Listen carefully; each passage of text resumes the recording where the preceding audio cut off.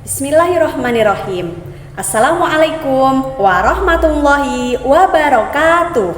Perkenalkan, saya Siti Mutiah, bertugas di SDN Simo Kuadungan. Saya adalah mahasiswa PPG dalam jabatan Batch 2 tahun 2024 LPTK IAIN Ponorogo. Hari ini saya akan melaksanakan P5 PPRA dengan tema Gaya Hidup Berkelanjutan. Selamat menyaksikan. Assalamualaikum warahmatullahi wabarakatuh. Waalaikumsalam warahmatullahi wabarakatuh. Sebelum memulai pelajaran, kita berdoa dulu. Dipimpin Dafa berdoa. Bismillahirrahmanirrahim. Raditu billahi rabban wa bil islami dinan wa bi Muhammadin nabiyyan wa rasulah. Rabbi zidni ilma warzuqni fahma waj'alni minas sholihin. Dilanjutkan membaca juz amma surat Al-Ma'un. A'udzu billahi minasyaitonir rajim. Bismillahirrahmanirrahim. Ara'aital ladzi yukadzibu bid-din. Fadzalikal ladzi yad'ul yatim wa la yahuddu 'ala ta'amil miskin. Fawailul lil musallin alladzina hum an shalatihim sahun alladzina hum yura'un wa yamna'unal ma'un. Shadaqallahul azim. Menyanyikan lagu wajib, berdiri dulu. Satu nusa, satu bangsa, satu bahasa kita. Tanah air pasti jaya untuk selama-lamanya. Indonesia pusaka, Indonesia tercinta, nusa bangsa dan bahasa kita bela bersama. Yang Cahaya Purnama, Anggun Syifa Azhara, Dafa Nur Abdiya. Kita akan belajar tentang P5 sama PPRA. Dan sebelum itu, Bu Muti tanya dulu. Pernahkah kalian membeli botol air minum atau air-air yang lain atau minuman yang lain kemasan pabrik? Pernah nggak? Pernah semua? Ketika membeli minuman yang kemasan pabrik itu, terus kalian botolnya itu kalian apakan biasanya? Buang. Diapakan lagi? Anggun dibuat mainan, Dafa dibakar. Ada lagi? Caca disimpan. Agama kita itu mengatakan bahwa kebersihan sebagian dari apa? Iman. Nah, untuk hari ini berhubung kita mau belajar tentang P5, proyek penguatan profil pelajar Pancasila dan profil pelajar Rahmatan lil Alamin atau PPRA, nanti kita akan membahas tentang botol bekas itu. P5 tadi singkatannya dari apa? Penguatan profil pelajar Pancasila. Kalau PPRA apa? Profil pelajar Rahmatan lil Alamin. Iya, jadi kalau digabungkan P5 sama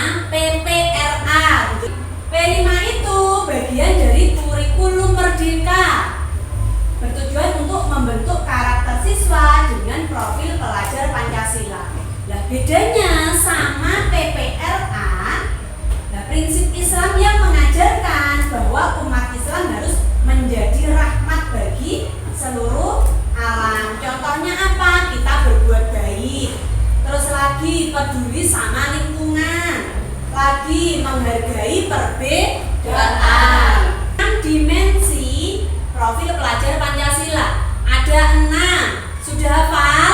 Sudah. Coba dinyanyikan dulu. Pelajar Pancasila beriman dan bertakwa pada Tuhan Yang Esa dan berakhlak mulia, berkebinekaan global, gotong royong mandiri, kreatif dan bernalar kritis. Sekarang yang PPRA.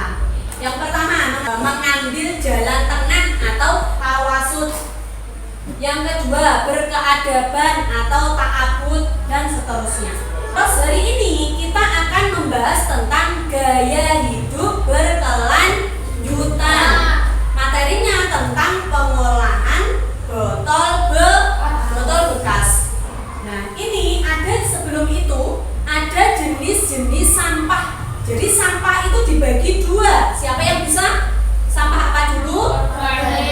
Dan iya, ada sampah organik dan anorganik. Organik itu sampah yang berasal dari sisa makhluk hidup yang mudah terurai secara alami tanpa ada proses dari pabrik. Contohnya apa? Daun, kulit buah, sayuran, bangkai hewan, kotoran hewan atau manusia. Biasanya itu nanti dijadikan pupuk. Yang kedua, sampah anorganik, yaitu sampah yang sudah tidak dipakai lagi dan sulit terurai. Dan misalnya bisa terurai itu harus melalui proses pabrik. Contohnya apa? Plastik, botol, kaleng, kresek, besi, kaca, kabel, dan lainnya. Jadi itu susah untuk diurai, harus dimasukkan ke pabrik dulu, diolah dulu. Ada sejarah dan pengertian plastik. Jadi botol plastik itu pertama ditemukan oleh Alexander, seorang metalurgis pada tahun 1862. Ada jenis-jenis plastik. Plastik itu jenisnya ada banyak. Yang pertama, polietilena. Itu contohnya kantong belanja, botol minum, dan mainan anak-anak yang terbuat dari bahan plastik. Yang kedua, polipropilena. Digunakan untuk kemasan makanan. Soalnya apa? Kuat dan tahan lama. Yang ketiga, polivinil klorida. Digunakan sebagai pipa bangunan. Terus kabel listrik kayak gitu. Dan seterusnya. Terus keuntungan botol plastik. Coba dibaca Caca, keuntungan botol plastik. Yang pertama,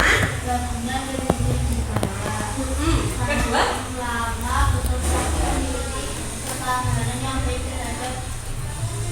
jadi keuntungan botol plastik itu ada 3. Pertama, serbaguna dan mudah dibawa. Kalau kamu beli botol minum atau bepergian, mesti beli yang botol. Kenapa? Karena itu mudah dibawa. Terus yang kedua, tahan lama. Yang ketiga, ringan. Jadi botol yang berbentuk plastik itu ringan dibawa daripada yang berbentuk besi atau kaca. Tadi ada kelebihan dari botol. Sekarang kekurangannya, kelemahannya dari botol. 1, membuat polusi lingkungan. Maksudnya bagaimana? Jadi kan botol itu susah terurai. Ini dibuang sembarangan, nggak dibakar atau nggak diolah akan menyebabkan kotornya lingkungan sekitar. Yang kedua, potensi bahaya kesehatan. Yang ketiga, ketergantungan pada minyak atau botol plastik yang Mbok bawa itu kalau dapat belanja itu ternyata bergantung pada minyak bumi. Yang terakhir, kerugian botol plastik itu lama untuk diuraikan. Nah, ternyata kantong plastik itu bisa terurai, bisa hancur. Maksudnya terurai itu hancur selama 10 tahun. Kalau kalian pengen membuktikan, nanti coba dibuktikan. Yang kedua, sedotan jus itu ternyata 20 tahun baru bisa terurai. Yang ketiga, gelas plastik dapat terurainya 50 tahun. Kesimpulannya, plastik atau botol adalah bahan yang sangat berguna dan serbaguna. Tetapi, ada tetapinya, penggunaannya yang tidak terkendali telah menyebabkan masalah lingkungan. Sedikit-sedikit pakai kresek, sedikit-sedikit pakai botol yang sekali pakai. Nah, nanti kalau belanja, sekarang dibiasakan kalau belanja membawa tas belanja biar tidak menggunakan plastik atau kantong atau kresek. Terus kalau ke sekolah membawa minum, memakai botol minum yang bisa dicuci. Nah, itu cara mengurangi limbah plastik. Ada yang ditanyakan? Kalau tidak ada yang ditanyakan, coba kalian simak video berikut ini. Kita seringkali menemui berita mengenai sampah yang menumpuk dimanapun, di TPS, di jalan, di sungai, bahkan di kawasan pertanian. Sampah seperti sayuran dan kardus dapat terurai dengan mudah oleh mikroorganisme dan hanya akan menyisakan air, karbon dioksida, dan materi biologis lainnya. Sedangkan plastik akan terus bertahan menumpuk hingga ratusan tahun. Namun, mengapa plastik sangat sulit terurai?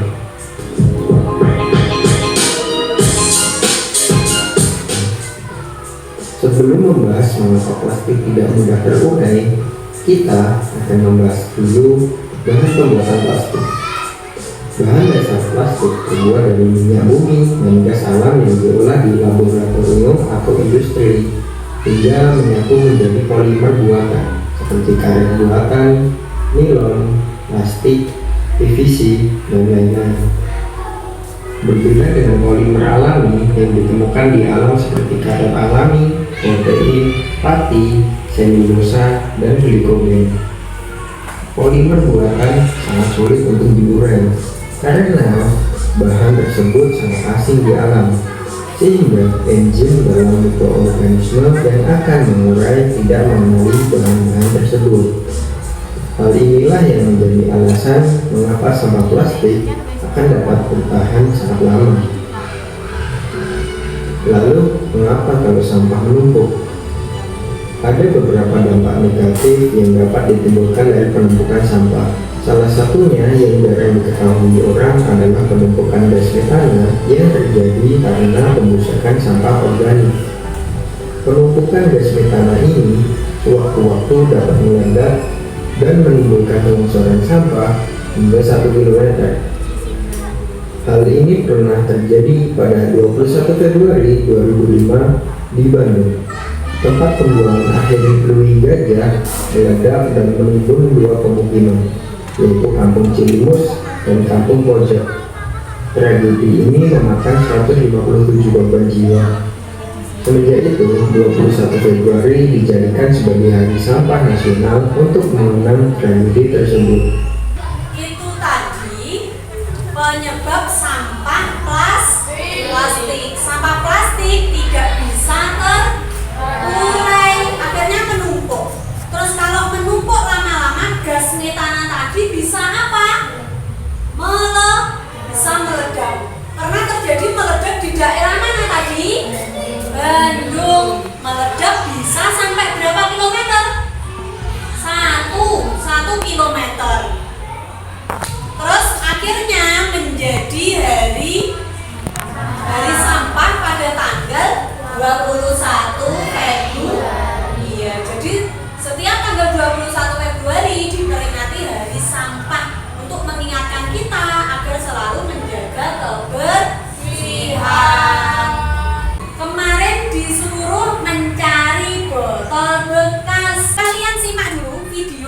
tentang pengolahan botol bekas menjadi barang yang bermanfaat.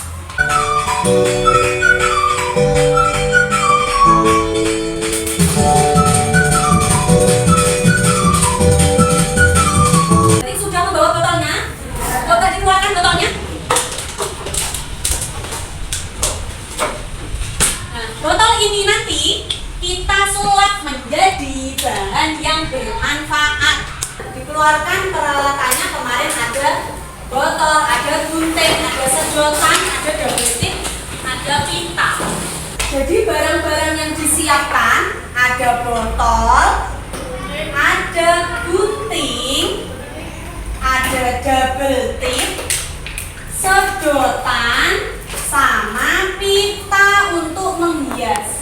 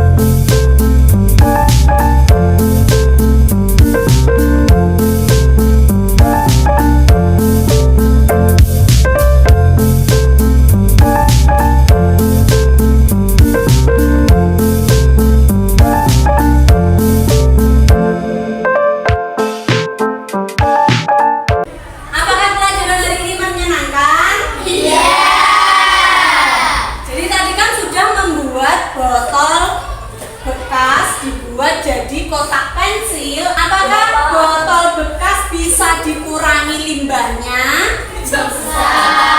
Dengan cara bagaimana? Yang pertama, Daur ulang. Yang kedua, dibakar. Yang ketiga, Buat kerajinan. dibuat kerajinan. Berarti kalian salah satunya dibuat untuk kerajinan. Jadi nanti sampai rumah ini boleh dipasang di meja belajar. Untuk lebih kalian memahami tentang T5 dan PPRA tadi, silahkan nanti dikerjakan soal asesmen. Ini nanti dibagikan sama Bu Muti, nanti ditulis namanya sama ditulis nomor absen.